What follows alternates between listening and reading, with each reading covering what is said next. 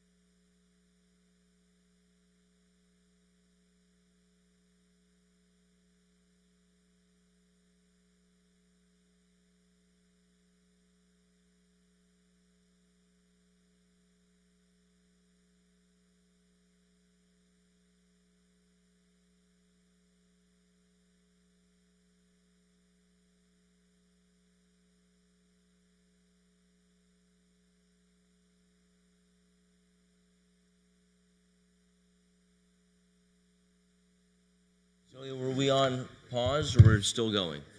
Okay, great. All right, we have a motion to return to full session after our, thank you, Dennis, second. Thank you, Bob. All in favor, say aye. Aye. So we did just come from a session about a half hour where we met with attorney Dominic Cordisco to discuss matters related to confidential matters. So we'll now head to other business. We have 2 public hearings. We'll start with Vallone and then Sadove. Cheryl, would you mind reading the notice, please, for Vallone? The Planning Board of the Town of Philipstown, New York will hold a public hearing on Thursday, June 25th, 2026, starting at 7:30 p.m. at the Philipstown Town Hall, 238 Main Street, Cold Spring, New York, 10516, to consider the following application. Vallone, 3191 U.S. Route 9, Cold Spring, New York, 10516, tax map number 27.11-1-21.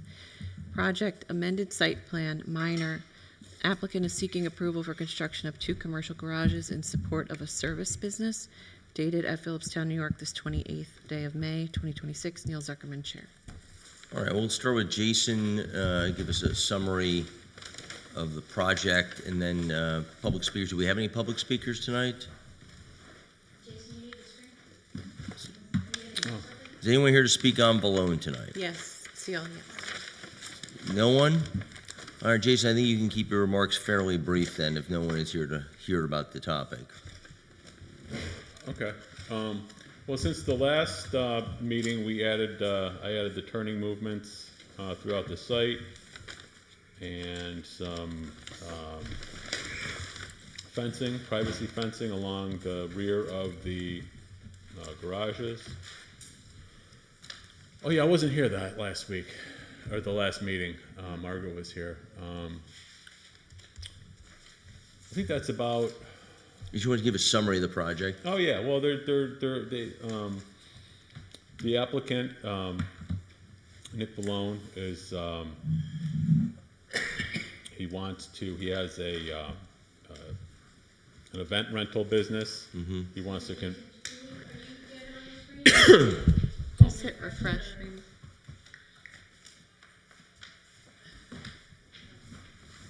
There's two dwelling units. Those are to remain unchanged, and he wants to have his event rental business out of this, out of the office commercial side of the structure. And for that, he also needs 2 28 by 30 garages, where he'll store his the rental products. Yeah, that's about it. There's no increase in the water or sewage usage. It's a decrease in the traffic and vehicular vehicular use. So Okay. yeah, Thank you. it is. Okay, any members of the public here to speak on this matter? Going once? Going twice? Okay, motion to close the public hearing for Vallone. I'll make that motion. Thank you, Dennis. Second. I'll second. Thank you, Bob. All in favor, say aye. Aye. Aye. Opposed, abstention, motion passes. Okay, Ron, just give us a status of where we are with this application now that the public hearing is closed. Yeah, the planning board had a variety of comments at the last meeting to address. We've tried to summarize the open remaining technical comments that should be resolved as part of the action. With the close of the public hearing, you may wish to direct that an approval resolution be prepared for the next meeting. And where are we related to the issues that have been raised? Are you satisfied they've been addressed? Again, barring the open technical issues that I've identified, yes. All right, well, I sometimes call for a motion. Before we do that, let me just get a temperature of the board on this application. We also have a very tight quorum in case there's any mixed reads, so I want to be mindful of calling for a motion if we have some desire for further conversation. So any thoughts on the property, Bob? Yeah, I do. I looked at Ron Gaynor's memo, and the technical issues were, in my opinion, quite substantial. They went to some fairly significant issues, and I mean, I would like to see those technical issues addressed before we are in a situation having to vote on a resolution. I don't have Ron's memo in front of me at the moment. I neglected to bring it, but oh, is this it? Okay. I mean, just to give you some examples, finished floor elevations, building elevations, heights, the building's eaves, detail for the fencing. Plans should specify the size of material and pipe outletting and so on. I mean, these go on. It goes on and on. The floodplain issues, the appearance of the sheds, the color of the sheds. There's a million issues here that I think are all appropriately submitted before this board to review before making a final vote. All this Jason, hold on. Hold on, Jason. The man, you got a board member speaking and you're interrupting him, please. And the Bob. last issue is, I was the one who suggested that there be some better screening for this property. I don't think a 6-foot-high fence does it. I mean, I don't know what the board's feeling is about it, but the reason I had suggested screening is because this is a very major intersection. It's the gateway to the village of Cold Spring and Nelsonville and the waterfront. And I felt if this is going to be a site where there might be the equivalence of a contractor yard, and even though it's not supposed to be, but I know how things are, that we have some better screening for it. That was my major concern. If the fence, if it's not going to be a fence, I would prefer to then to have some evergreens there that will grow up at least 10 feet high to help screen the back side of this property. So those are my comments.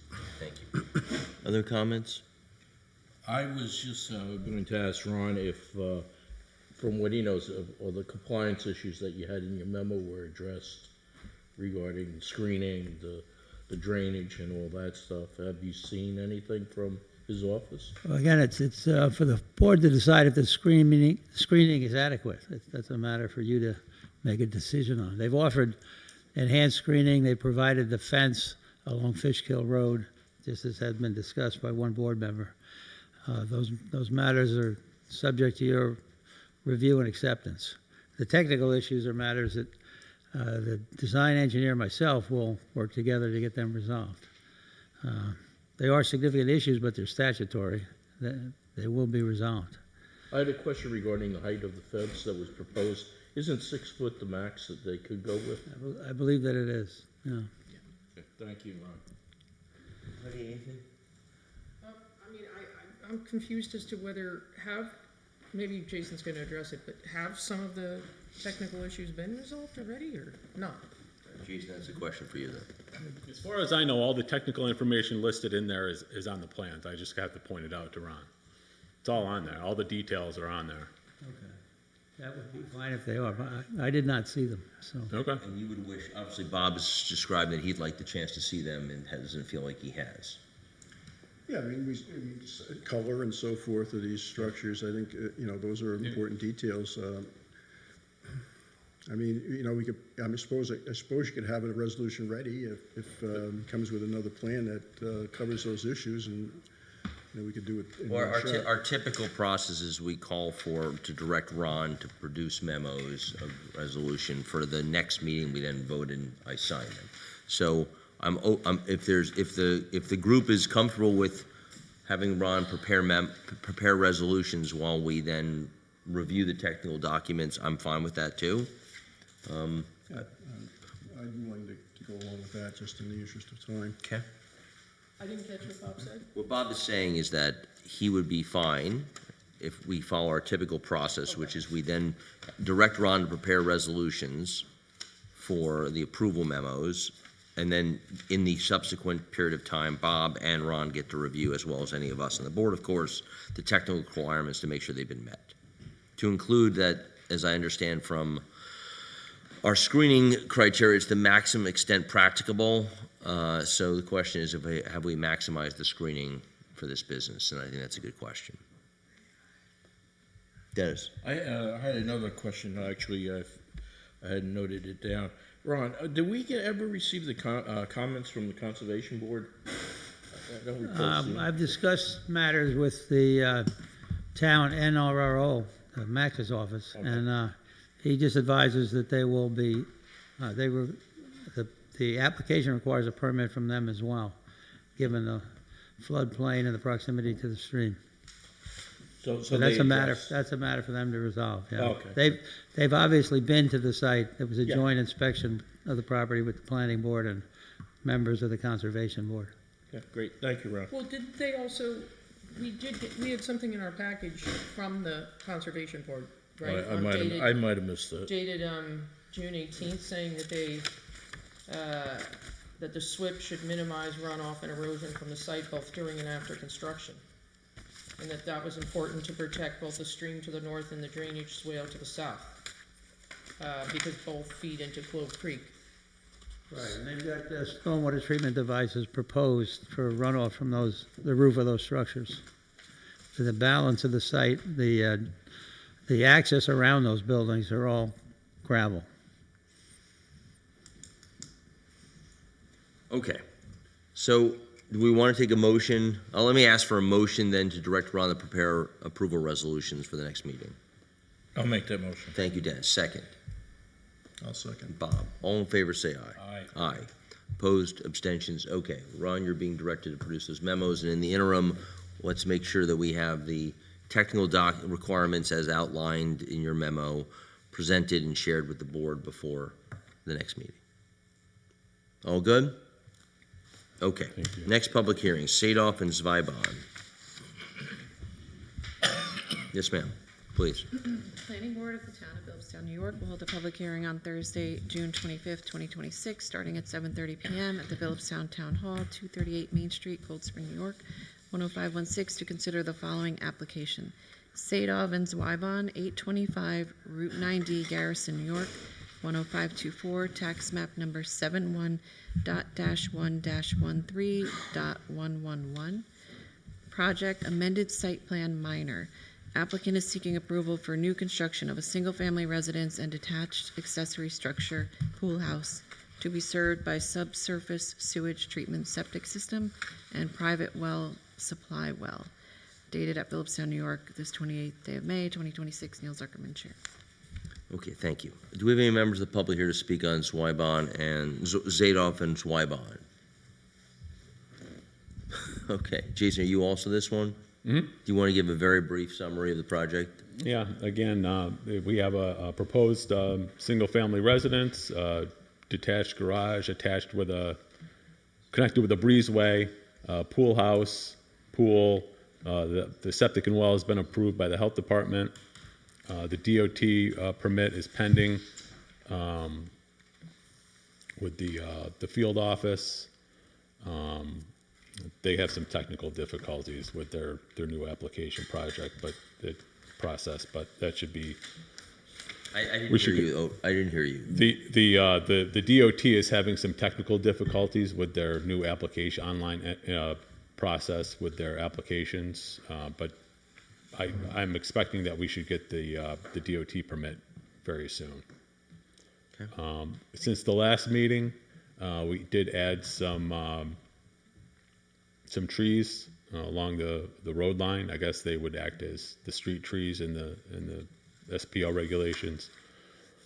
I tried to pick something that's gonna that we can plant underneath the canopy and that's gonna grow, because it is wooded currently.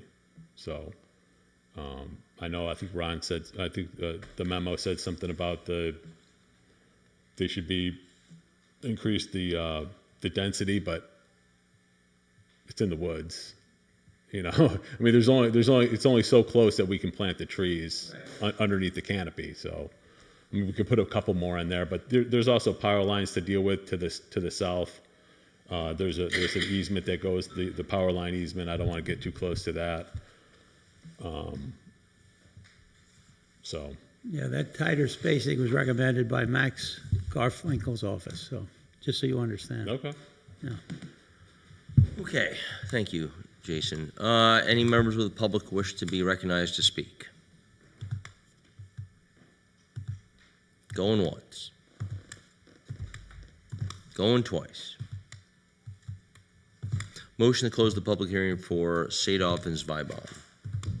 I'll make that motion. Thank you, Dennis. Second. Thank you, Bob. All in favor, say aye. Aye. Opposed, abstention, motion passes. Public hearing is now closed. Ron, give us an update on this project, please. Planning board to date has done all required administrative and referral obligations. It previously declared the matter a type 2 seeker action, so you concluded your environmental responsibilities. At the last meeting, there was a board member that raised concern over a possible relocation of the driveway reflecting the tree removals that occurred after the prior site plan was approved for this same property. I could not tell that the site plan or that the driveway layout has changed from this latest plan to the prior one.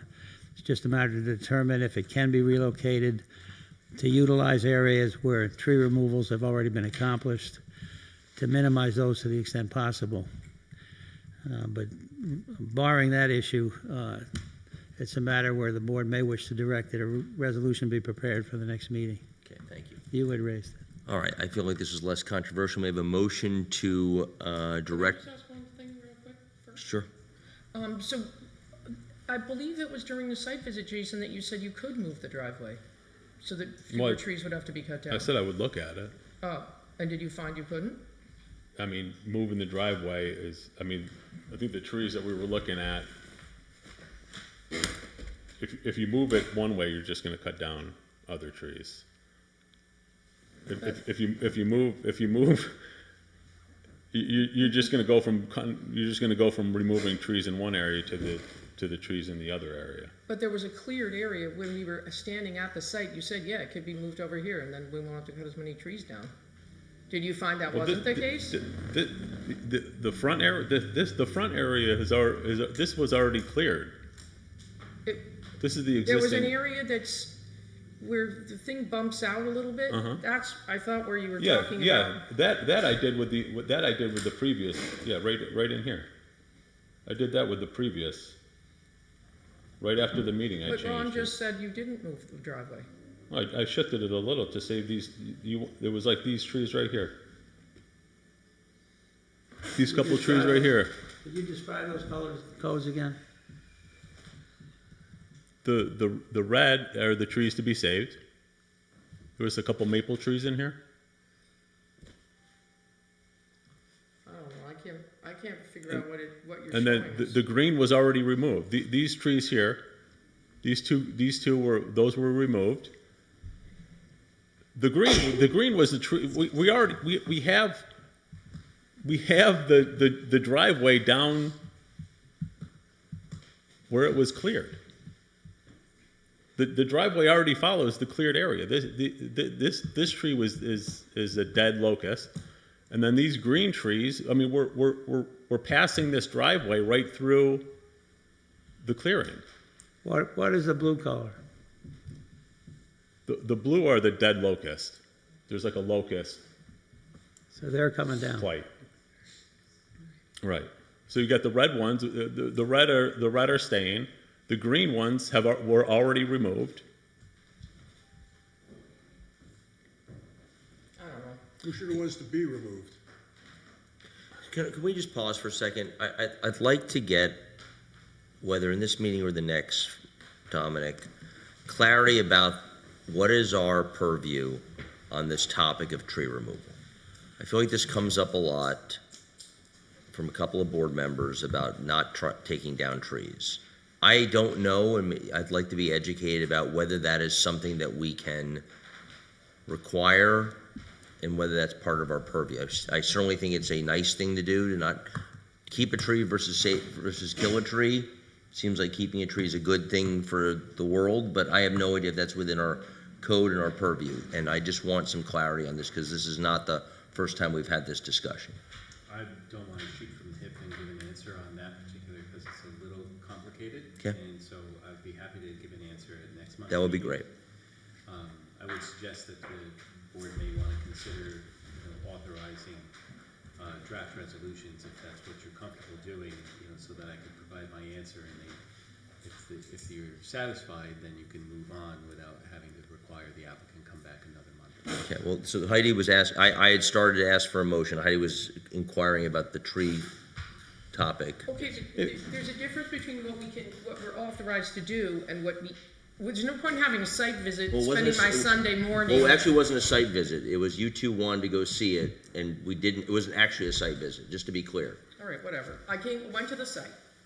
I visited the site, even if it wasn't a site visit, and we talked, and you said, yes, we saw the trees that were gonna be cut down, and you said, yes, I can move it a little this way and save trees. I Did did. that I happen did or that. not? I did Okay, that. then that's The, fine. the, That's- the maple trees are right there. If you look at the red, just focus on the I'm red. trying to, but Just focus on the red. Hey, Jason, That- take those it are down. the- Take those are it the down. trees. Take it down. You did say to her, you did say when Ron asked you, you didn't move the driveway, and that is why Heidi is asking. From the last, No, I don't know. That was from 2 meetings You ago. said that comment. She is now reacting to that comment, and then you said, but you actually did move the driveway. So that's why she's reacting to it. So let's just take it down. What is the answer to Heidi's? Let's just rewind. Heidi asked the question: did you move the driveway based upon the meeting we had? And the answer Immediately is after, yes, immediately after. okay. The answer is yes. Okay. Thank So you.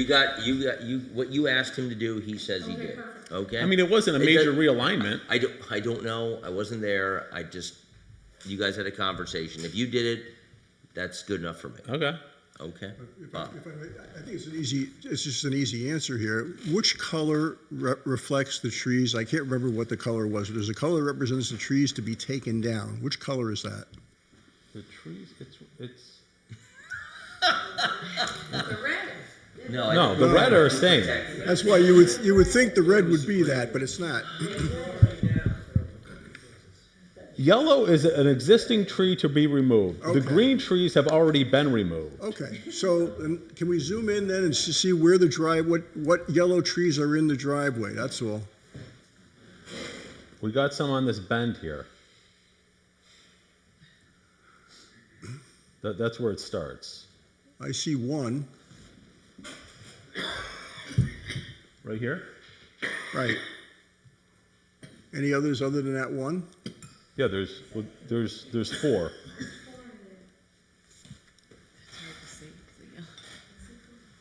There's 4. See that? Okay.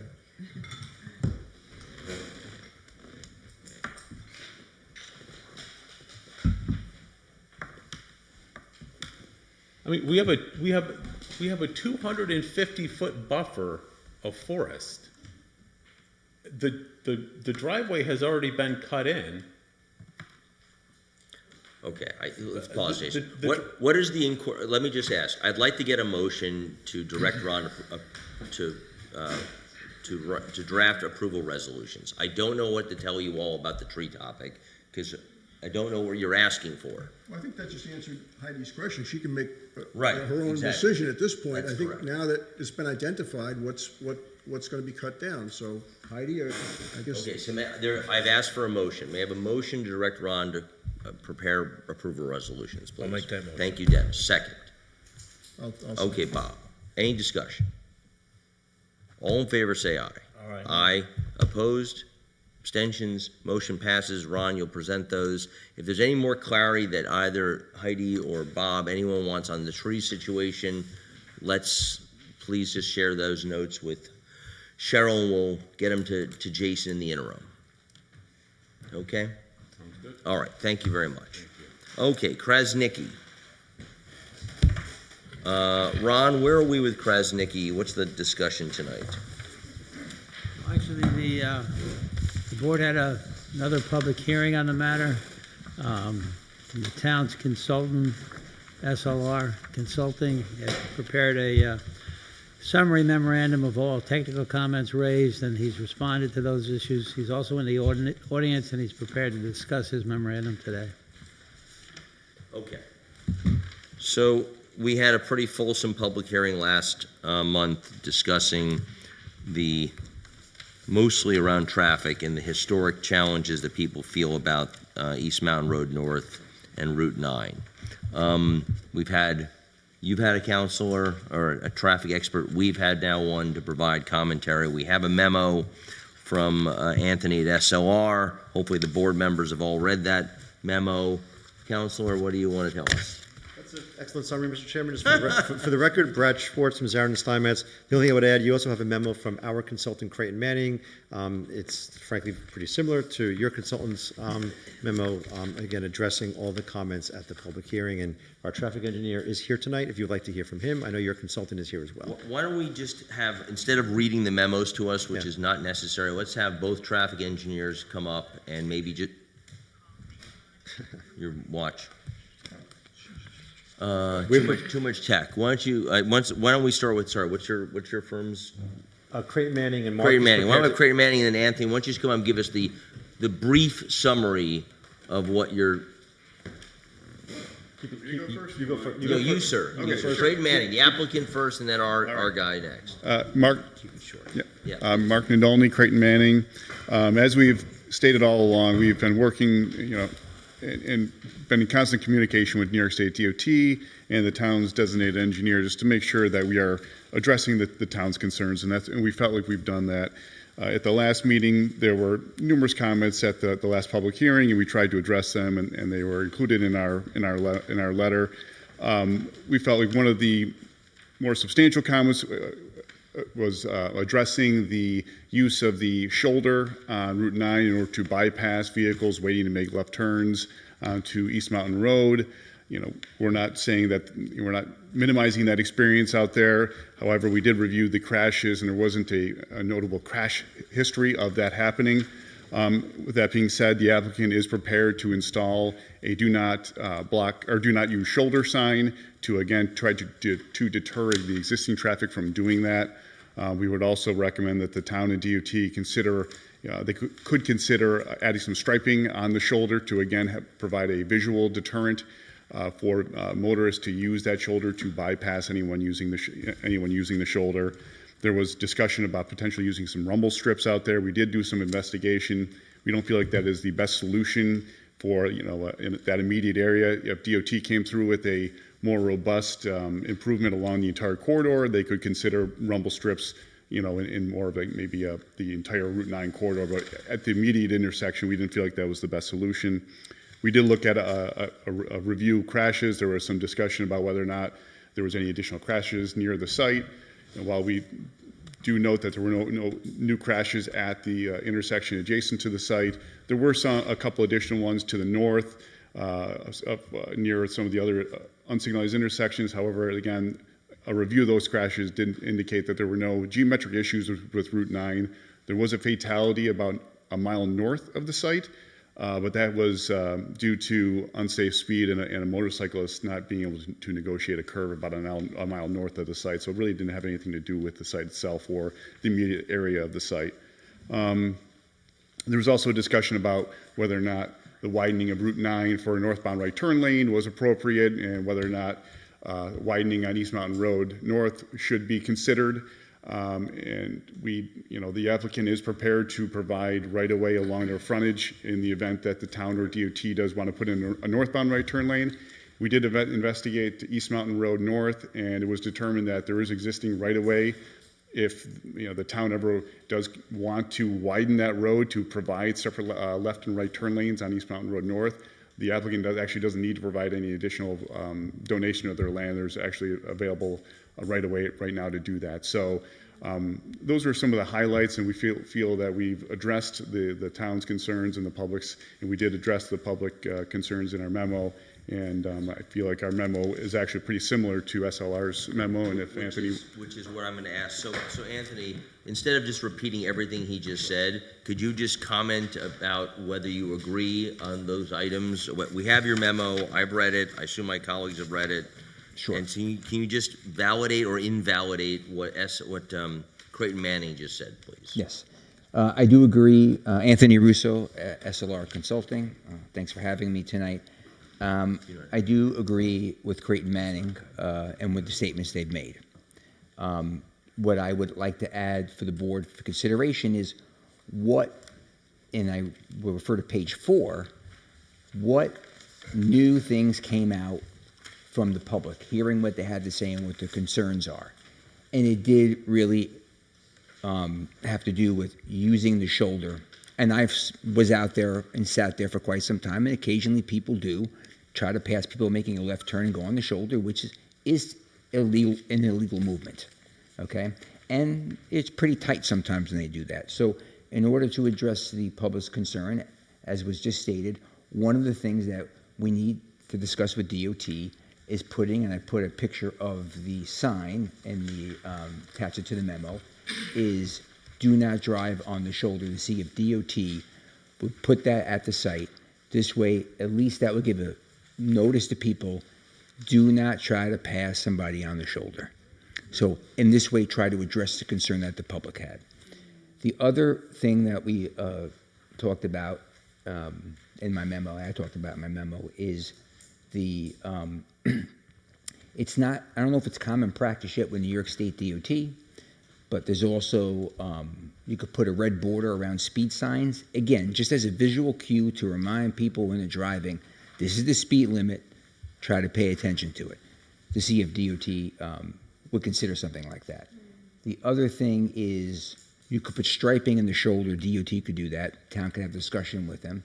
The striping indicates an area that you shouldn't stop in, you shouldn't drive in. And again, along with the static sign, if you had the striping, again, that will reinforce don't use the shoulder. So there's a bunch of items, bullets here, that need to be discussed with DOT to try to address the concern that the public had about use of the shoulder. I think that is probably the biggest, most outstanding issue that we have. And finally, I'll just say this.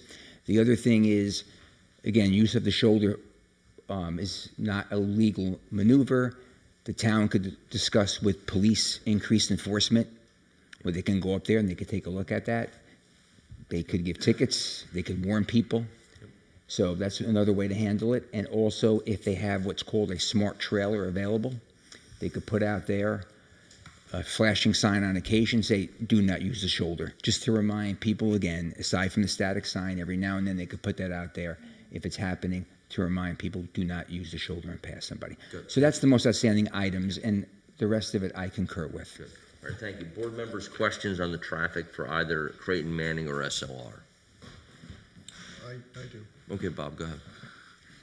And this could be to either of the experts. Mr. Russo, since you're up, I'll address it to you first. I think in one of your earlier, what I'm trying to get a handle on is the various proposed locations for the access driveway to this property.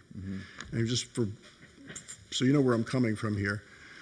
And there was originally a subdivision, it was known as the Swift Homes subdivision, which is what split this property from the neighboring property to the south, which is now Dane Lumber. All right, and that subdivision approval showed a common driveway accessing both lots. That common driveway was 25 feet, it spread 25 feet south of the division line between Dane and what's now Krasniqi, and also to the southerly 25 feet of Krasniqi. So it was a 50-foot wide by 75-foot long easement, common easement area for a common driveway. And there were easements that were required and in fact imposed on each of the two lots that confirmed that right of a common driveway. So and there were previous, looking at the file, there were previous site plans that showed access to the Krasniqi property. It was owned by other people in the past, but there were several site plan applications that showed access over that common driveway. I assume also that common driveway at some point received approval from the New York State Department of Transportation and also this board. And the Dane application also had approval from this board to access their property over a section of that, at least the beginning part of that common driveway. It veers away from it as it goes further back, but it starts right there at the point of that common driveway.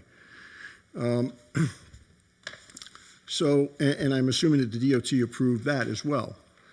So my question relates to all the comments that we received here from several people living, most of them, I guess, on East Mountain Road North, who were saying that their big concern was the southbound traffic on Route 9 wanting to make a left turn onto East Mountain Road North. And you had just addressed it, and people wanting to go around off the shoulder to avoid stopping behind that traffic.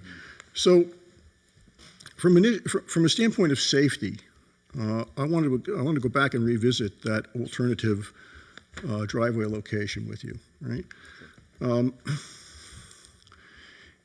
Is it not generally true that combining points of access is more safe than having multiple points of access? Generally, that statement is true. Common driveway, you are correct. I could elaborate once you finish with All your right, well, all right. And I'll let you elaborate also, but let me just, because this is an important question. I think this is the central question that people were addressing here at the public hearing, and I need to get a comfort level on it. So, also, it's my understanding that the closer an access point comes to an intersection, the less safe as well. In other words, an access driveway to an intersection, the less safe. The further away the access driveway gets from an intersection, the safer. Is that true too? It's true. However, DOT did review this driveway and the distance it was from East Mountain Road and from Danes Lumber, and it met their criteria for spacing. I know, but I'm just talking about safety here. Right, and that's what they looked at too, was safety in making that decision. So, you know, in your original, I think it was in your early reports, you mentioned that the original driveway location on the Krasniqi property that was proposed by the applicant also did not meet DOT regulations for either a left turn or a right turn. Is that correct? Do I have that right? My original comment was, before it was moved, that it was at a location where it could be considered very critically limiting site distance. The moving of the driveway, I no longer had that comment. They satisfied site distance. I don't understand what that distance issue was, though. Is it the distance to East Mountain Road North, or was it a point on the curve? It was a point on the curve coming up on Route 9. That was the concern, and the moving of the driveway addressed that concern. And can you be more specific as to what exactly that concern was? The concern is when you're coming out of the driveway looking to your left, there's a certain amount of sight distance based on the speed of the road that you should have. And they were just right at that standard. The moving of the driveway improved it where they now have proper sight distance. But it also brought it closer to the intersection as well. It brought it close to the intersection, but not close enough where DOT said that they felt that was an issue. That's why they gave preliminary approval. So now the competing location, let's go back to that, the common driveway. Sure. All right. In one of your subsequent reports, you said that the common driveway would meet DOT regulations to a level of service of CEC. I believe that's what you said in your April 1, 2026 report. Is that right? No. When you talk about the common driveway, I just say this, I was not involved with the Danes Lumber review. So I don't know what discussions happen here or with DOT. My concern, and I generally do like shared driveways, my concern with the Danes Lumber driveway and having Krasniqi go on there is that driveway is closer to what I consider to be the problem that you just alluded to earlier. It is closer to the horizontal curve on Route 9, where I think that sight distance is an issue.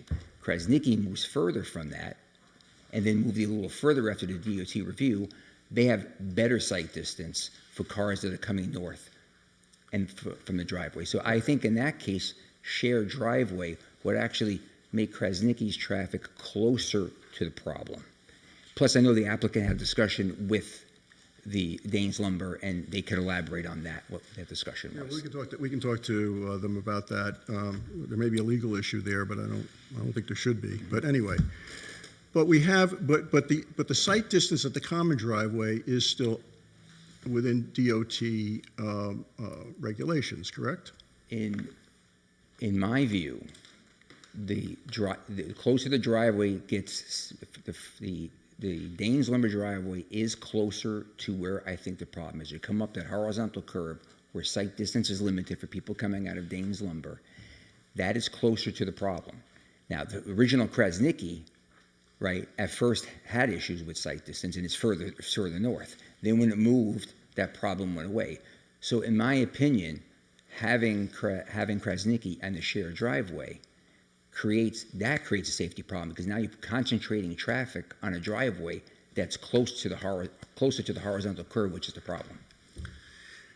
You know, obviously, I'm not in a position to, but I've been out there myself. I've sat in that common driveway area. I seem to feel there's pretty good sight distance either way. And the competing issue for me is, what about the situation that was raised by the speakers at the public hearing? The concern about cars going around a stopped vehicle making a left-hand turn onto East Mountain Road North. Mm-hmm.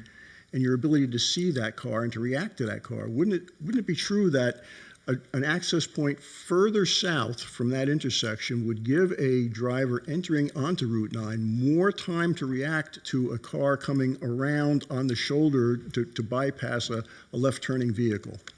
Well, I'll answer that two ways. Again, I would say if I'm looking independently just at the Danes Lumber driveway, I would say that they're too close to the horizontal curve. But I was not involved in that review. I'm just giving my opinion now on that. This driveway is further from the curve, which is better for sight distance. And one of the reasons why we brought up the use of the shoulder and the signs is to try to stop that from happening. No, but my specific question was, would a driveway, the common driveway further to the south, give a driver entering onto Route 9 more time to react to a vehicle going around a left-turning vehicle at East Mountain Road North? It would if it wasn't for the fact that it was closer to the horizontal curve. I feel like this back and forth has now been 4 or 5 times the same answer. So is there, you have a different question about it? Because I feel like he keeps answering your question about your common driveway idea, which I don't even know if we're allowed to do and mandate on someone else's property. Well, I think we are. You mentioned that your adversary has some issues with that. You could elaborate that if you would like. Well, I was not involved in the discussion. All right, well, my point would be, from a legal standpoint, I don't see why Krasniqi could not use that same access point because they have an easement to use it. So if there's an answer to that, I'd like to hear it. Yes, so this was discussed earlier in the process. The applicant did approach Dane about a potential easement or shared use of that driveway, and Dane was not receptive to that. And I think we've mentioned that. I don't care if they were receptive or not. The question is, does Krasniqi have a legal right to put it there? And it seems to me, if there was a common driveway that was imposed by this planning board as part of a Swift Homes subdivision, there's a legal easement that allows you to do it. Why would they possibly have a basis not to say no?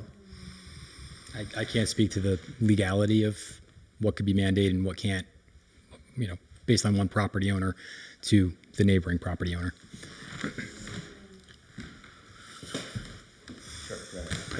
Bottom line, we heard from professional consultants that putting the driveway where you're suggesting would be a safety hazard itself. So irrespective of legal rights, which are first of all between two private property owners, whether one would grant another access. So it's not something that the board could impose. But regardless, what the overriding consideration is the safety.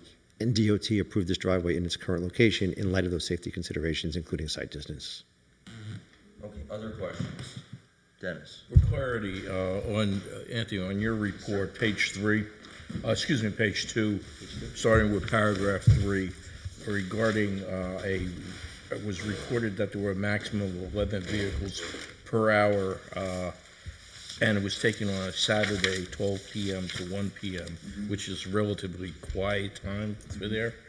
And then the last paragraph in that page, typically DOT would consider the installation of the exclusive left-hand turn lane if the left turn volume exceeded 100 vehicles per hour.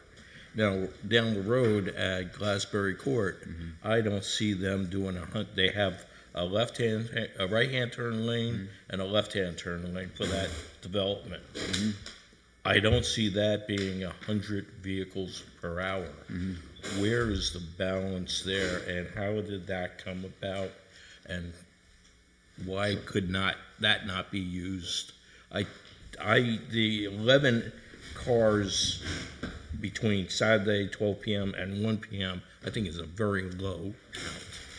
The 11 cars came from the applicant's traffic study. That was the highest they recorded when they were counting. So I'm just, I can only give what I... Between what I- 12 and 1 is Right. sort of very limited. I can answer that. So Okay.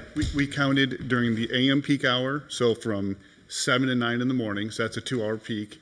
We counted from 4 to 6, that's a 2-hour peak, so a 2-hour peak in the morning, 2-hour peak in the afternoon, and we counted a 2-hour peak on a Saturday. Just give me 1 second. So we counted 6 hours in total, and those are always, not always, but when you look at a roadway like Route 9, which is commuter based, 7 to 9 in the morning, 4 to 6 in the afternoon, and essentially 11 to 1 on a Saturday. Those are the peak times of those roadways, and that 11 cars was the peak over looking at the 2 hours in the morning, the 2 hours in the afternoon, and the 2 hours on a Saturday. That was the 11 cars, and that 1 hour was the peak of those 6 hours that we observed. That was your study? Yes. Bless you. That was your study and your report? No, that was taken from Okay, the then report. I'm a little confused here So, with the information. so we set up cameras, so those vehicles are counted by cameras in the I field. understand the process. Yeah, okay, and so Anthony was taking the data from our report saying this is how many cars were counted at that intersection from the cameras. Okay. That's And correct. then It's from the the report. question going back to, what's the difference between there in a very short time versus Glassberry Court, where they have a both right-hand and a left-hand turn? I'm not- What differentiates that from this? What I put down here is what DOT's, they have a warrant for an exclusive turn lane. And this is the standard that DOT goes by. The 100 vehicles and a frequency of rear end and opposing left collisions, of which this site does not meet either one of Okay, I those. understand it, Yes. but how come? I can't speak to that because I was not involved with that. I don't know. Yeah, I wasn't involved in it, but. I I'm don't asking know the if question. they had existing lanes or they were put in for that project. I can't comment on what I did not review. Okay. All right. I have so many different questions, but not to You have other belabor. questions you want to ask? Not right now. Okay. Heidi, questions? I guess I'm a little confused as to whether, so Anthony, you suggested these couple things that maybe could be done to try to keep people off that shoulder. Are they things that we would need to ask the town to do? Or, like, why would DOT agree to stripe the shoulder? You know, would they do that? I mean, I'm not quite clear on whether any of those are actually feasible. I think, let me just take Yeah. this. What I was going to suggest we do as a matter of directing, since Anthony works for us Yeah. effectively, is I think we'd have him put together a memo for Bob and or John Van Tassel, maybe co-authored, co-signed by the applicant, to go to DOT and try to get these things addressed. Okay. Whether that has weight, I have no idea. It's always ideal coming the way you suggested it to DOT. They're more responsive to you than they are to the applicant sometimes or from the consultant. So that's why I said communication needs to happen with DOT. I'm sure we have access to John to support that approach. Okay, Bob, do you have other questions you want to come back to? Another matter, yeah. Go ahead. On the siting of the property, setbacks and so forth, I guess, Adam, this would be addressed to you. There's a provision in the zoning code that talks about buildings being set back from Route 9, similar distance to other buildings on Route 9 in the neighborhood. I know the Dane building to the south is like 118-foot setback. You've got J Mark Jewelers is probably further back than that. Why can't you move this building back further distance? Well, we have limited space for, one, we need to be able to turn vehicles around, as has been discussed. We are meeting, there is a separate front yard setback, I believe, as I recall, for Route 9 that gives you a specific distance. I don't recall exactly what it is, but I know that we're respecting that. And I think we're reasonably close to the distance from Route 9 that the front Danes lumber building is to Route 9. So the building that exists there now is the rear building. The front building will sit within a reasonable distance of the building that we're proposing here. Well, there's a building yeah, there's a front building that's an old house, I think, that's going to be torn down, right? Right. And how far back are you saying that is from Route 9? I don't know off the top of my head, but I'm just, Seems like it's pretty far, The pretty far Italian back. place isn't that far back, I don't think. No, that's pre-existing, yeah, but that's what I'm trying to get an understanding as to where this building is in relation to the other buildings in the immediate neighborhood. I don't know right off the top of my head, but it's reasonably close, and I can tell you that it meets the setbacks. Now, as far as the parking goes, generally speaking, parking should not be in the front of the building. It should be in the side or in the rear. There's a limited exception for retail use. But it doesn't seem to me from your statement of use that there's really any retail to speak of here. So why can't you do away with the parking in the front?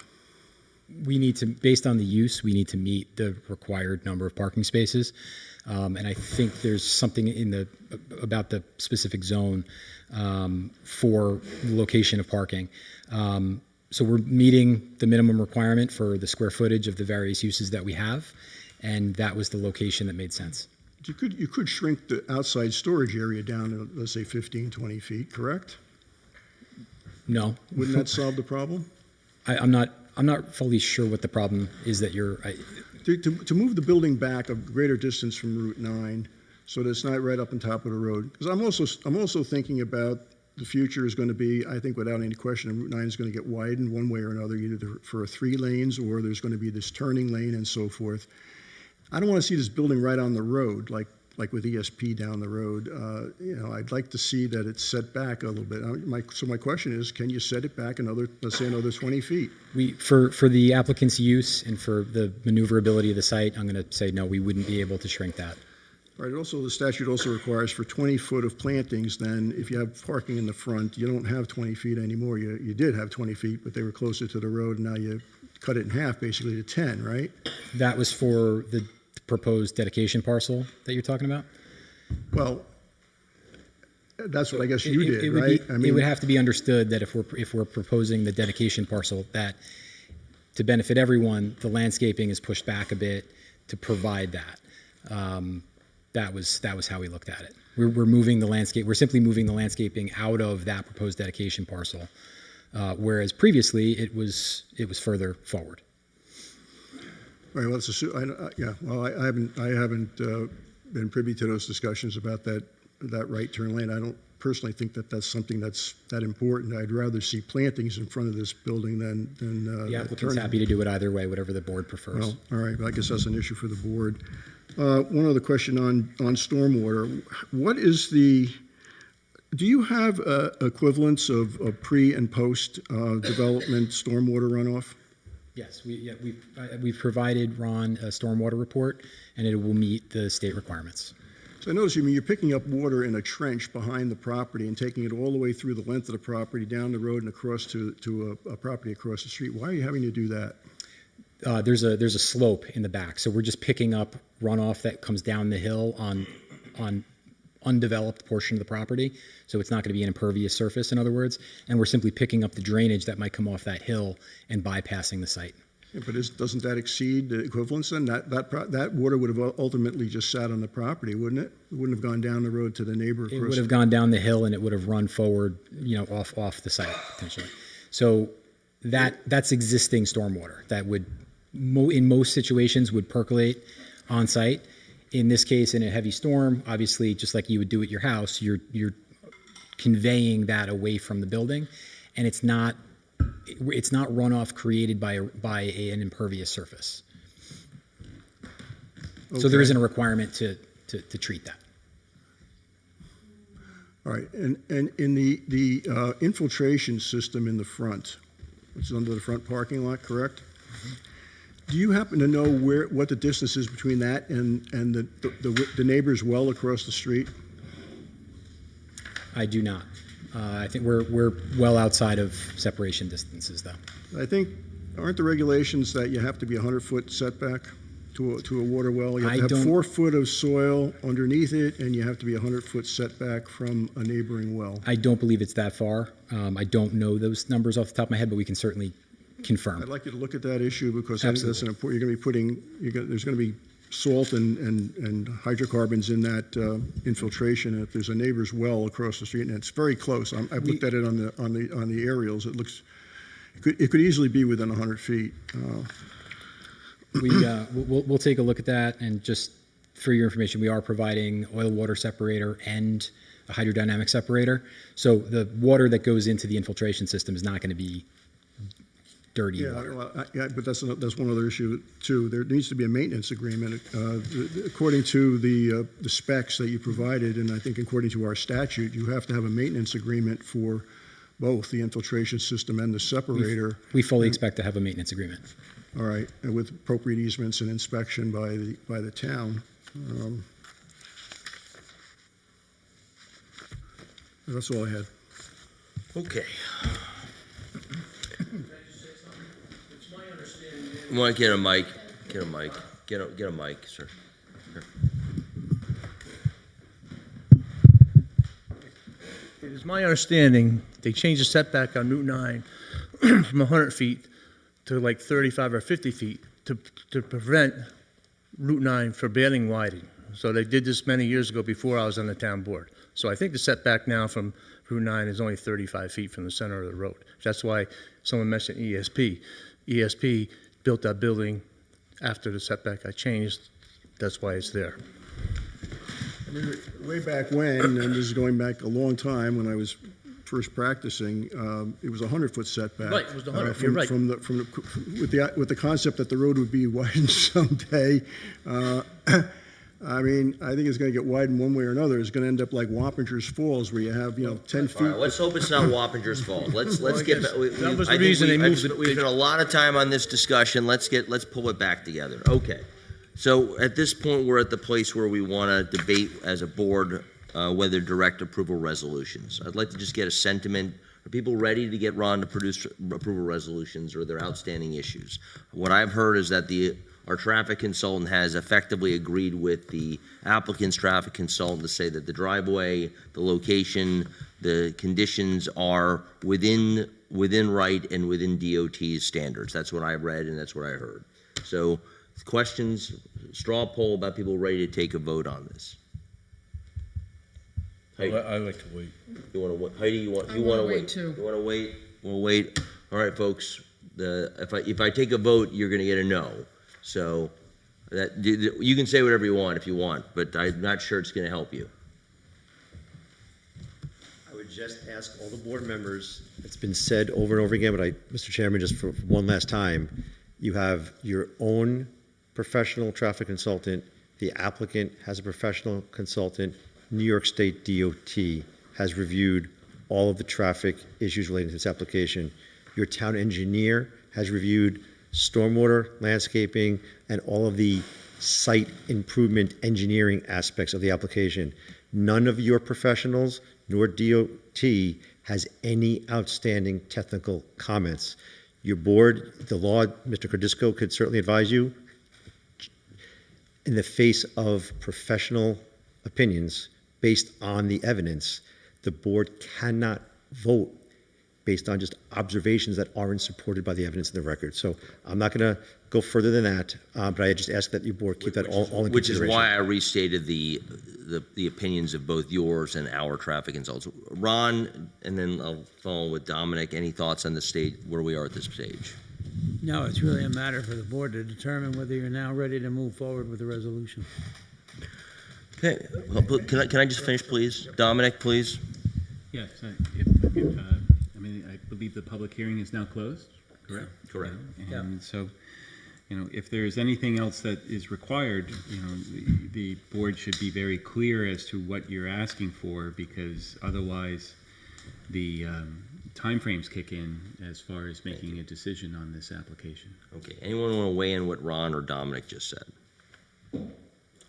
I just have one other, if I may just have one other, no, I don't have any comments on that, but I did have one question I forgot to ask. Well, you've got a lot of questions, so let's just finish this topic that's on the floor. Anyone reactions to what Dominic or Ron just said, which is timeframes will kick in, the consultants have provided us clarity of their views, they are in line with each other, There is no sunlight between that I can see.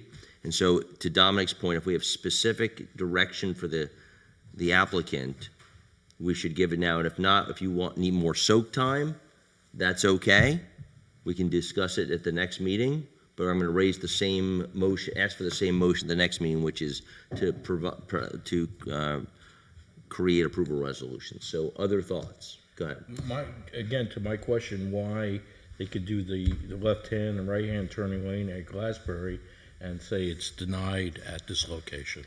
So I think we can ask Anthony as our consultant, if you can maybe do some research on that. Is that possible? Yes, sir. Okay. I'd like to have the clarity. Okay, there. Thank you. that's a specific question. I know the specific direction for either the applicant or our own engineer. So just more soak time you guys want? I don't quite understand how we're dealing with this problem that we actually know that people cross on the shoulder. I mean, I'm not quite sure how we address that. I mean, we heard people say it, we all know it happens, we all see it all the time. It's just, are we simply, I guess you're saying we just say, because our consultant says it's not a problem, therefore, in the face of all the facts, we're gonna just approve it? So two things. I totally respect the question. There's signage that's being proposed to warn people, don't drive in the shoulder. But we don't know if they'll put the signs up, right? At this juncture, we don't know if DOT will say they'll put those signs up. Isn't that correct? We can put them up, yeah. Sign, as long as DOT allows me, which they've allowed me to put other signs up, I have no problem. Oh, but that's something you can do? DOT's permission is not needed? The proposed. Why don't you come up to the mic? So the proposed speed mitigation northbound that we're going to be doing, I am going to be doing that, and DOT has approved that with my driveway approval. So I will be the one installing that on my dime, and then gets handed over to you guys, at least as far as maintenance goes. But I'll be the one installing it based off of DOT approval. So us asking for one more sign that says "Do not drive on the shoulder," I can't imagine them saying no. It's just a simple sign. But it wouldn't be on your property, would it? None of these are on my properties. The mitigation sign is in your town of Philipstown setback down like before Danes, or if not like at the beginning of Danes. And then there's another one that's between me and Danes, I think somewhere, which I think there's a graph over there. And then the other one, this would just be southbound across the street, across Route 9 on the other side, on somebody else's property or in front of somebody else's property in that setback. So really, at the end of the day, between proposing striping and the "Do not drive on shoulder" sign, besides building a barrier, I'm not really sure what else you could do to prevent people. I didn't expect that you would be able to do it, but it's more that if it would give me a lot of comfort if DOT said, yes, we will put the striping on the shoulder, we will put up the sign. I am very comfortable that this board will ask for support from the town board with Anthony's professional authoring, given he's the expert in this, will provide enough of an impetus at least to communicate properly to state DOT. As we know with many other projects in this town, it is very hard to get state DOT just to do things, but it seems like we have some input. I do want to just address this for a moment. The left turn problem is a pre-existing problem. Yes. Is a pre-existing problem. It has been the case before Danes did their new piece. It's the problem before anything has been here, and the number of cars that are being introduced here are, to quote, not the applicant, but our own consultant we hired, are the truck traffic is low and should not significantly conflict with turning maneuvers on the adjacent streets. That is from Anthony's writing. That is not the applicant. So I just don't see this creating any incremental problem. I totally agree with you about everything we heard last time. And I feel very bad for Madeline Sanchez, who was rear-ended about a half a mile south, because she gave the exact same speech when we were talking about Hudson Highlands Reserve. I have great empathy for her pain and suffering, but I don't believe this project creates any worse of a situation than already exists. Well, it's Now, the trucks that I thought people were most concerned about, because the they're truck even harder to see around. Truck traffic Right. is low Right. and should not significantly conflict with turning maneuvers. So this Right. does not change the situation. The larger problem is, which we've discussed as a board many times over as long as you've been on this board, whether it was the facility to the south of 301 that actually never got built, where the neighbors didn't want trucks coming on. Route 9 is a truck corridor. It is the truck corridor. Cuts right through our town, and unfortunately, there is no way we can stop progress or create a moratorium on entities that go on it. That is the nature of the property rights that exist. Sir, with your permission, may I say something? Please. Okay. I never said to do nothing on the issue with people passing on the shoulder. As a matter of fact, Oh, I didn't mean to say oh, Anthony, okay. you said. I'm you sorry if I told you took it nothing. that way. I No, just want to no, make it no. clear. No. We talked about the signage and the striping. Yeah. And we talked about increased enforcement. And we do have to go to DOT for that. So that's one of the things that the applicant and the town, Ron and I, will participate in a phone call with DOT to bring up these measures so they could officially weigh in whether they agree or not. So to your point, you're 100% right, but we need to have that conversation with them, and we will. Anthony, I do like your suggestion, and I assume the jurisdiction is state police, but maybe it could be county police as well. I think there is some value in discussing some level of enforcement, fear, put a cop car there that's empty kind of technique, there are lots of things people do to make people avoid an area. Anyway, okay, back to the question. Is there anything, Heidi, besides what we just described, which is Anthony providing a shell of a memo that the town board can send to state DOT? Anything else you want to direct the applicant to do? No. Okay. Bob, back to you. The one question I didn't, and I think it's an important one, and it certainly relates to how we would do this resolution. The building in the back, there is no specific use that has been assigned to that building in the back other than contractor. We don't know trips per day. We don't know parking requirements. We don't know what toxic substance or not they would have. There's a million things that we don't know about that. And I'm a little concerned about how we would approve it without some sort of a reservation for what might ultimately be put there, like a phase 2 or something like that, where we have a chance to see what exactly it is your client is going to put there. How do we accommodate that in the decision? So there is a specific use. It's service business under the town code. We've described it as contractor, office, and storage. And no, we can't tell you exactly who's going to rent from the owner at any given time in the future, but it will be contractors, and they will be using the space for office and storage.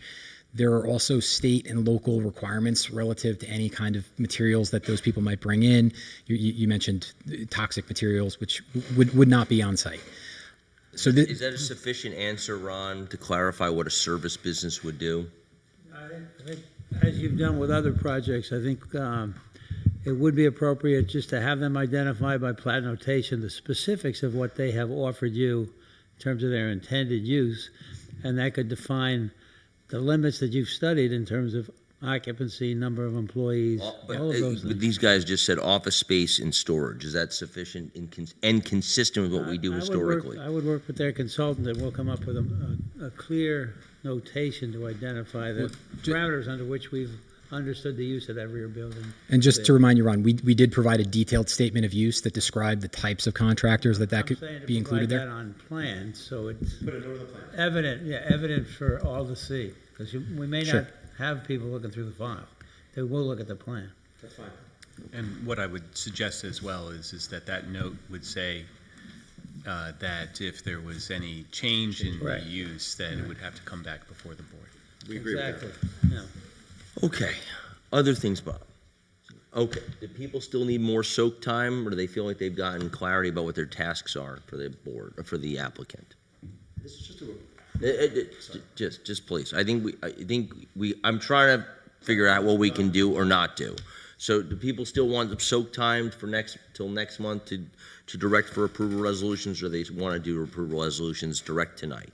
I'm fine to delay if you guys want, but I want to be clear about that we really need the time. Mr. Chairman. Sir. I just, to put it in perspective, you know, with the close of the public hearing, the board has 62 days to make its decision. Yes. So we are 30 days into that. Yes? Yes, sir. Okay.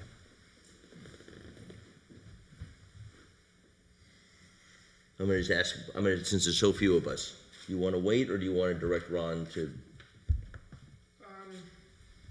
I guess direct Ron to do the resolutions. Dennis. I feel we're under the gun to go ahead with the resolution. Okay. Bob. Yeah, based upon the evidence that's been presented, I don't think we have a choice.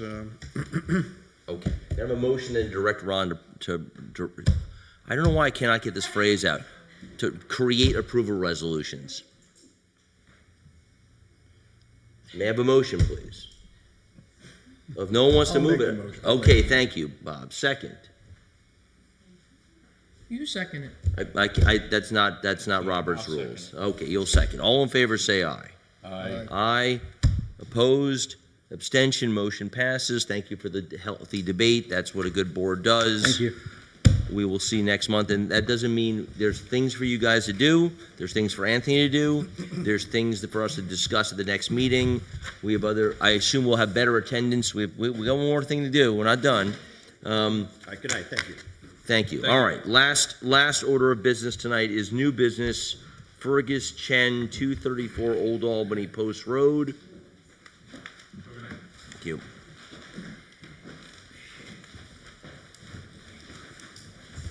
So Jason, how well do you know this project? Pretty well. Okay, good, good.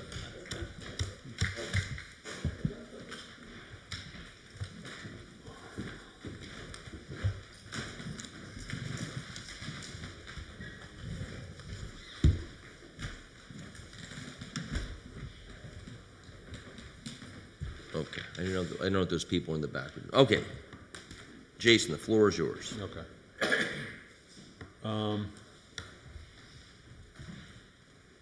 Jason Snyder with Beatty & Watson, representing the applicant, Fergus and Chen. We have the architect, Walter Chatham, is here tonight as well. Let me just bring up the. Let's put your password in first, maybe. We'll go from there. Okay. Well, I don't want to see the tree thing again, please. No.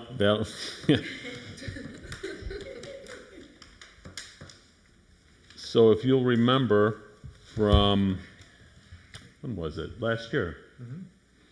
We had an approval and they're under construction. Oh, is that this couple? Yeah. Oh, all right, that house is very cool. That was exciting. All right.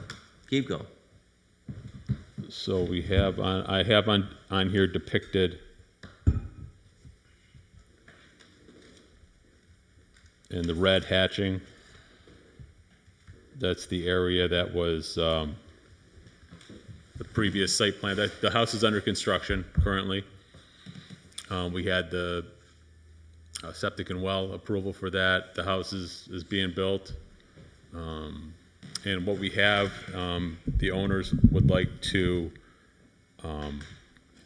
add on to their proposed site development and construct a barn for workshop, hobby stuff, south of that proposed, south of that construction, behind the pool house, and also do some work, or the pool storage shed area, patio area, and also make some improvements to the to add a pool house for the pool. We have a proposed. We're proposing a septic, a new septic for the barn and for the pool house, which will have a half bath, in an area that we've already tested in association with the first part of the development. This area up here was never used, but we did test that area up on the hill. So it's an amended site plan for an so you wanna accessory add a barn? structure. Yeah. Okay. Yep, we want to add a barn. Okay. Yep. Okay, Mr. Architect, why don't you just give us a little bit more, maybe, because that's, So the site, the house is up on a hill. There's an existing pool, there's an existing shed, which is the little brown area here. And then we want to add an approximately 30-foot by 100-foot long structure that would contain a studio for the wife and the kids, a workshop for the dad, and they want to put a squash court in. So it would be a long structure that would step down the hill, and we have a picture of it. Can you get the picture? Yeah. It's in the woods. Oh, you know what? It's right. It's on the top of the. It was on. Yeah, it was on the top of this one. Yeah. There. Can you zoom in?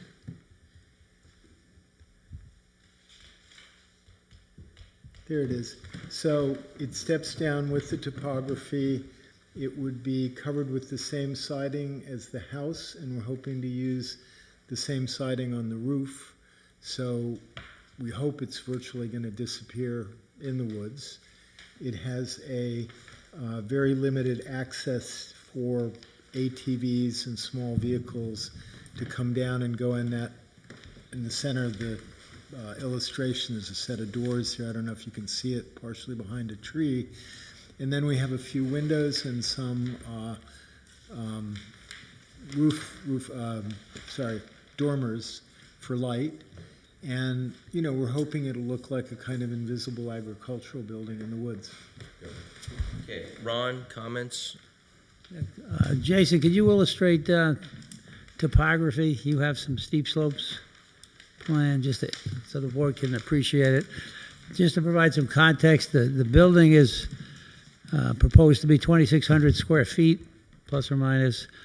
Therefore, it requires site plan approval from this board. It's an amended approval that they're seeking based on the earlier approval they had to renovate the building, the residential structure. This is the first appearance before your board, obviously. So initially, there's statutory things you typically do. There's some steep slopes that will be affected, but it's basically for utility corridors, which are permitted. It does warrant, given the topography that exists, a site inspection by this board if you so determine it's necessary. You did do a site inspection for the building itself. This is in a different area of the project, or the property rather. So there's just some basic issues that you want to resolve today, one of which is to classify the project. It should be deemed a minor project based on your regulations. The board, as I say, should determine whether you believe you need another site inspection for this project. It's not in the same area as the building. It's down by the pool house, and it is immediately adjacent to and affected by steep slopes. So may warrant your inspection. Relative to seeker, this would be deemed a type 2 action, which would conclude your seeker responsibilities. That could be accomplished tonight as well. And then there's some statutory referrals that are necessary. There's a new sanitary system being proposed. There's proximity to the town boundary that requires a 239M referral to County Planning Department. Those referrals could be, or the secretary could be directed to make those referrals at tonight's meeting. And then, as I say, it's a minor project, so a public hearing is discretionary on these applications. It's a matter that the board should discuss to determine if you believe one would be necessary. I believe you did have a public hearing on the house reconstruction. Okay, good. All right, board members, questions of Jason or the architect, whose name sir, again, your name is? Walter. Okay, of Jason or Walter. Questions? I have a couple of questions. What's the floor area of the principal structure? You mean total floor area? Yeah, the main I think it's building. about 7,500 square feet. Get to the mic. Oh, sorry, about 7,500 square feet. All right, so this would be less than 50% of the floor area. That's one of the requirements. The other thing is, what are these, there's something about, you're putting in looks like a driveway to this building, but then taking it out and restoring it back to natural conditions. Am I right about that? There's a,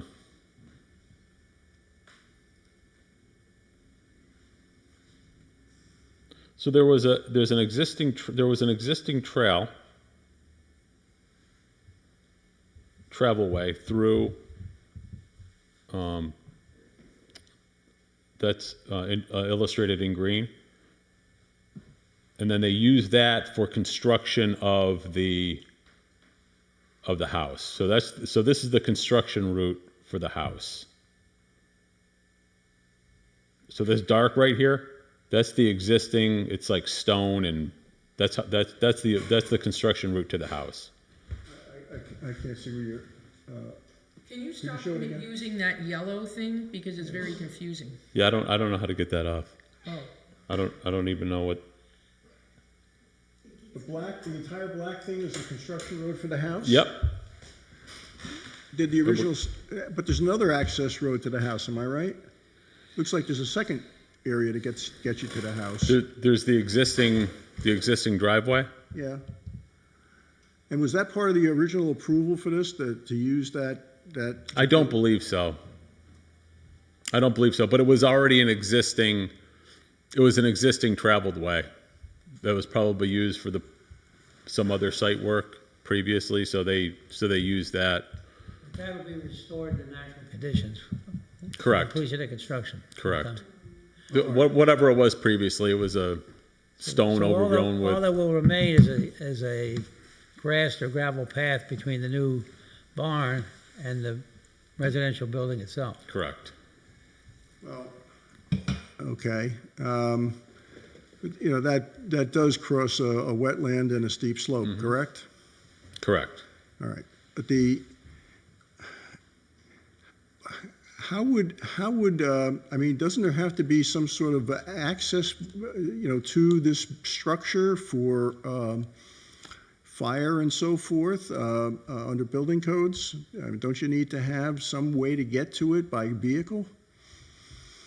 I believe the requirement is to have something access to within 300 feet of the exterior of the building. I don't know the answer to the question, but it just seems to me you've got a 2,600 square foot structure with all kinds of improvements to it, and There's no no way to sleeping get quarters to in it. it. No way to get to it, right? I mean, That except could be a referral to the town CEO to get his guidance. Could be one of the referrals you make in addition to the others I mentioned. I think there has to be an access to a structure. What about between the house and that structure? What would it be? Just the existing grass. There's a grass path. It's almost like an old logging road. Yeah. It's got a driveway, it's compacted, but it's not paved, it doesn't really have a lot of material on it. Well, then it looks like there's a hiking trail that comes down from the hill. Is that right? Yeah. What is that? That's just a trail the owner made with it's just a hiking trail to access the other parts of the property. He just walks around the property. But are there any public hiking trails on this property? No. Okay. Half of the building is on a slope that's less than 20%, and it looks like the other half is on slopes exceeding 20%. Is that right? Correct. Is there any possibility of cutting the size of the building down and fitting it all on less than 20% slope, or relocating it to another place on the property that's less than 20% slope? Well, relocating it to other parts of the property would create, that were less than 20%, would create more disturbance than where it is now. Well, that's one of the things you're going to have to show, right? We have to make that decision. But what about reducing the size of the building to fit it all on a less than 20% slope? Well, yeah, I mean, they have 100 acres. Most of which is a steep slope. Yeah. So it may not be relevant, but if, I think we supplied you with drawings of the actual building and the section and so forth. The building has a roof line that steps down slightly, but the floor of the building steps down considerably because we're going to put a squash court into it. So the floor would actually more or less follow the steep slope topography, and then it would come up and the roof would kind of be above it. I don't know if that is relevant or not, but this is really a location. We looked at 3 other options. This is absolutely the least obtrusive, and if we didn't do something like this idea of stepping it down with the slope, we'd have to make it, 2.5 stories high relative to a ground plane. So we thought this was actually a very, I shouldn't say it, but we thought it was a sensitive solution that didn't disrupt the feeling of the property. You're not going to, when you're up at the top there looking at the building, it's barely a story high. So when you approach it from the north to the entry, you're just seeing what looks like a little barn, and then if you go around the side, you see the view that Jason showed where it steps down. Thank you. Anything else? Okay, other questions? None? I mean, are we gonna do a site visit? Oh, yeah. Oh, yeah. And with the concert. Trees are located and everything. All right, Jason, not necessary, not necessary. No, I'm serious. All right, I got it. All right, yes, we'll do a site visit. We'll come at it when we're ready to go. Based on Bob's question, I'm wondering if maybe we could have the site visit with the conservation board so we could see where the wetlands are and. And that's, Cheryl works for both of them, so if we can coordinate, we Yeah, can coordinate. because then we just kind of We can, okay. get it all. Questions done at once. of content related to this? I mean, we're just learning about it, really. Okay, I have a couple of questions. First of all, I'm a little confused by the write-up that this is, what are you doing to the pool house simultaneously? Because I read that the septic is being, this new septic has something to do with the pool house. That was not clear in the write-up. What is the connection between the two? So we're going to use the same septic for the pool house. But the pool house already I'm has so sorry. a bathroom? No, it doesn't. You're It's adding a bathroom? We're adding a Okay, bathroom. that's not clear, so. There's no, it's just a storage. It's just a storage for the pool. There's no bathroom. We are adding a bathroom. That wasn't. And then you're adding a bathroom to this new structure. half. You're adding 2 bathrooms. Two. There's a Okay. Yes. half a bath. Yeah. Okay, There's a half so. a bath in each. Okay, so you're adding a half bath in each. Okay. And these are not meant to be dwelling units? There will not be some No, back way into a bedroom, so we've got to look at that? no. Okay. All right, that helps me, thank you. And then you said it was, this is a minor point, you said it was 30 by 100, but it's not three. I might have exaggerated. It might be Well, it's not 20, 20 26 That's by. 3,000 for my math. 2,600 square feet. Okay, so it's 26 by Okay, 100. something less. All right, fine. Okay, fine.